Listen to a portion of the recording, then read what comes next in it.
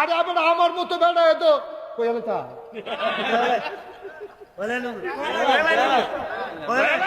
মাহফিলও গেছিলাম, মাহফিলও গেছি। এখানে শুনছি আমি দেশি গুড়া মাছটা পছন্দ করি। এখানে আমার লেগে কই মাছ, শিং মাছ, ট্যাংরা মাছ রুটি দিয়া বানাইয়া দিছে। দিছে পরে আমি ইচ্ছা মতো খাইছি, পছন্দ হয়েছে। খাইয়াটাই আসারছি পরে ওই যেতে খাওয়াইতে আছে হেতে করতেছে একটা জিনিস তো বাইরেছি। আমি গেলে খানা শেষ। আমার এখন যদি কেউ ফিডে কানতাম পারাম, খাইতাম পারতাম। হয়তো হুজুর একটা জিনিস বাইরে আমি কি তাই না হুজুর আপনার যে ডায়াবেটিস যেটা আমি শুনছি এলাকা ঢাকাতে আপনার লেগে ওয়ার্ডার দিয়া মিষ্টি বানাই আনছি 1400 টাকা কেজি। কয়শো টাকা কেজি? কথা কেন 100 টাকা কেজি? 1400 টাকা কেজি আপনার লেগে মিষ্টি বানাই আনছি। আমি কি মিষ্টি দিছাই আনছে পরে আমি কতক্ষণ চাইয়া রইছি, খাইতাম পারছি চাইয়া থেকে খাইতাম পারছি না। হুজুর একটা মিষ্টি খান। আমি ওই তো পরে এটা কইছি যে একটা কাম করো, যেহেতু আশা করে আনছো মিষ্টি দিয়ে আমার পছন্দ হয়েছে, ওয়াজটা কইরাই ঠেকনার লগে কিছু জায়গা খাই হইলে যাইতে নি 2টা খাইয়া যাইতাম। পরে অনেক সময় 2টা খাইয়া কয়টা লইয়া এরপরে আইয়া করছি। ভাই এর দূরে তো খানাটা, এর দূরে তো ফারলাম না তো, ফারলাম না তো। 2টা রুটি গুড়া মাছ দিয়ে খাওয়ানোর পরে 1400 টাকা কেজি মিষ্টিটা, একটা মিষ্টি ফারলাম না তো খাইতাম। সাইয়া থেকে কাটতাম পারছি, খাইতাম পারছি।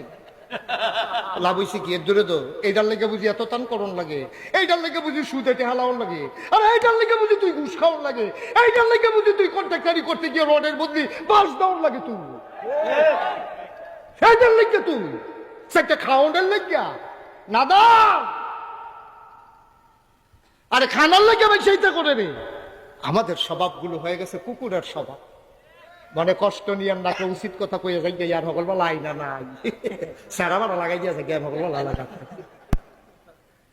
আগামীকালকে সকালবেলা 3টা গুস্তের টুকরা লই দেন। কয়টা?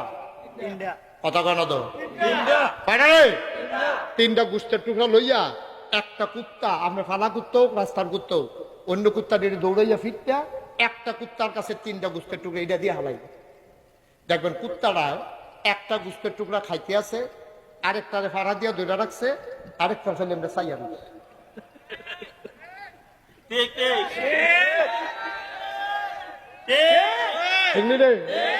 একটা বতর বতর খাইতে আছে, আরেকটারে ফাড়া দিয়া ধরে রাখছে, আরেকটা ফেল চাইয়া রয়েছে।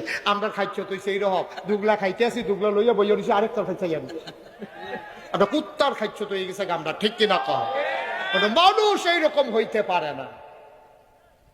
কষ্ট হইতে আছে, ছাইড়া দেওয়া দরকার, পুরা দরকার কয় না।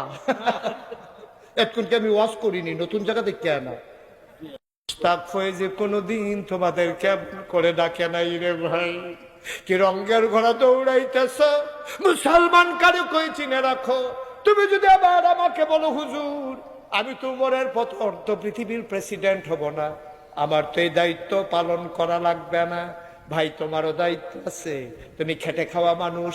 তুমি একটা মুরগি এনেছো, আল্লাহর নবী কর তুমি গোশত এনেছো রান্না করার জন্যে, তোমার পাশের ঘরের মানুষটা আরো গরিব, তুমি যদি গোশত দিতে না পারো একটু ঝুল বাড়াই দাও, 2 টুকরা আলু দিয়ে দাও। তোমার পাশের তোমার আপন ভাই সে আরো অসহায়, অ্যাক্সিডেন্ট করে ঘরে পড়ে আছে, 3টা বাচ্চা, তোমার ঘরের রান্নার গন্ধ পাইয়া মায়েকে বিরক্ত করে, মা গোশত খাবো মুরগি খাবো। তুমি পারো না, কিচ্ছু পারো না, তুমিও তো রিক্সাওয়ালা, তুমি গোশত দিতে পারো না, অন্তত 2 টুকরা আলু আর একটু ঝোল বাটি দিয়া তোমার ভাইয়ের ভাই বাচ্চাদের জন্য পাঠাই দাও। এটার নাম ইসলাম, এটার নাম ইসলাম। আমার স্ত্রী আমার গোনার ভাগ নেবে না। ভাই গোনার মানুষ কোন চিন্তায় সংসার করতেছ? নিজের স্ত্রীর জন্য, সন্তানের জন্য তুমি সুদে টাকা খাইয়া টাকা বাড়াই দিয়া যাইতেছ। 5 কানি জমিন তুমি 10 কানি বাড়াই দিয়া যাইতেছ। তুমি নতুন বাড়ি করে দিচ্ছ, বাচ্চারা ওই বাড়িতে ঘুমাবে। তুমি এই বাড়ি বানাইতে গিয়া কতদিন তুমি নামাজ কাজা করেছো, তুমি জমার নামাজও কাজা করে ফেলেছো। এই ঘর বানাইতে গিয়া তুমি আজকে মরে দেখো রে ভাই, তোমার লাশটা যদি ঘরের বাইরে নেয়, তোমার বিবি বৃষ্টির ভিতরেও তোমার লাশটা আর ঘরে ফিরাবে না, ঠিক কিনা? কি রঙের ঘোড়া দৌড়াইতেছি আমরা। এই বিবির জন্য তুমি কি না করেছ? এই সন্তানের জন্য তুমি কি না করছো?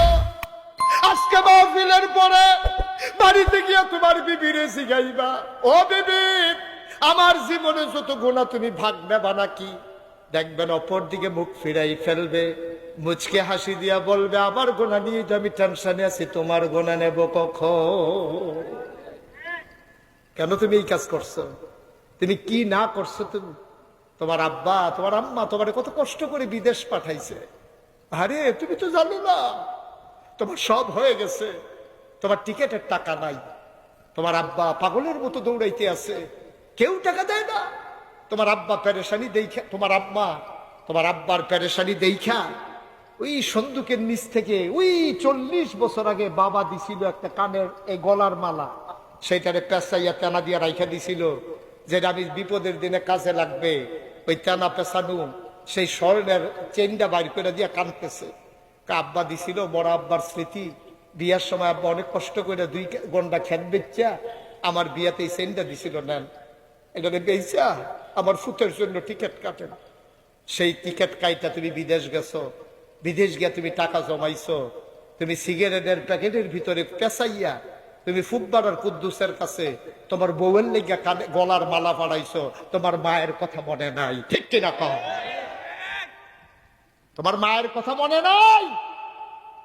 সেন বেসলো তোমার মা, সেন পায় তোমার বউয়ে। তুমি বোকা, তুমি নাদান, তুমি মূর্খ, তুমি মায়ের অযোগ্য সন্তান। ঠিক কিনা বলো? তোমার উচিত ছিল তোমার মায়ের কাছে চেনটা পাঠানো, যে আম্মা তোমার চেনটা আমি ঋণী, আমি একটা চেন কিনতে পারছি আম্মা, এটা তোমারে পাঠাইলাম। তোমার মা এত বোকা না। তোমার মায়ের চেনটা পাইয়া কি করতো জানো? একবার বলতো, বউরে, বউ গো, আবার ফুতে চেন ফাটাইছে, দেখি আবার গলা পরাই দাও, দেখি কেমন দেখা যায়। চেনটা দিয়ে তোমার মা কাঁদতো, তোমার জন্য দোয়া করতো, তারপরে এই চেনটা খুইলা তোমার বউয়ের গলায় পরাই দিত। ঠিক কিনা বলো? তোমার মা বুড়া বেড়ি চেন ফোড়ার লেগে এত পাগল না, তুমি ব্যাকল। তুমি সুন্দর করে মারে দিলে তোমার বউয়ে পাইতো, কিন্তু তুমি বউয়েরে দিয়া মার কলজাটারে ভাঙ্গা লাইছো। ঠিক কিনা কহ? খুব খেয়াল রাখতে হবে। তোমার গুনার ভাগ তোমার বউ নেবে না, তোমার গুনার ভাগ তোমার ছেলে নেবে না, তোমার মেয়ে নেবে না। ওমর বসে বসে সবার সাথে পরামর্শ করতেছেন। মহিলাটা 2টা বাচ্চার হাত ধরে মসজিদে নববীর দরজায় গিয়ে দাঁড়ালেন। একজন মানুষকে জিজ্ঞেস করে, ভাই, ও ভাই, একটা লোক বলছিল এখানে নাকি উমর থাকে, আমাকে দেখা করতে বলছিল। ভাই, ওই যে মসজিদের ভেতরে, আমি নাকি এখানে নাকি উমর বসে, উমর কোনটা?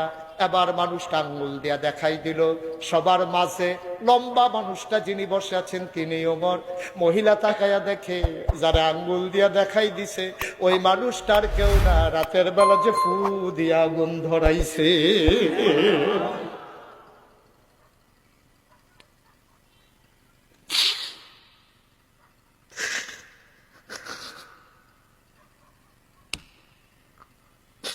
মহিলারা ভয় পেয়ে গেলেন। তিনি মনে করলেন এই মানুষটা নিশ্চয়ই আমাকে ছাড়বে না। আমি শুনে শুনে তারা গালিগালাজ করছি, আমি তার কত সত্য কথা বলছি, এই মানুষটা আমারে ছাড়বে না রে। মহিলাটা 2টা বাচ্চারে ধরে দিলেন দৌড়। উমরের নজর পড়ে গেছে। ওমর সবাইকে বসায়া চামড়ার চাবুকটা হাতে নিয়ে দিলেন দৌড়। সামনে এসে দাঁড়ালেন, ডাক ডাক, আম্মা।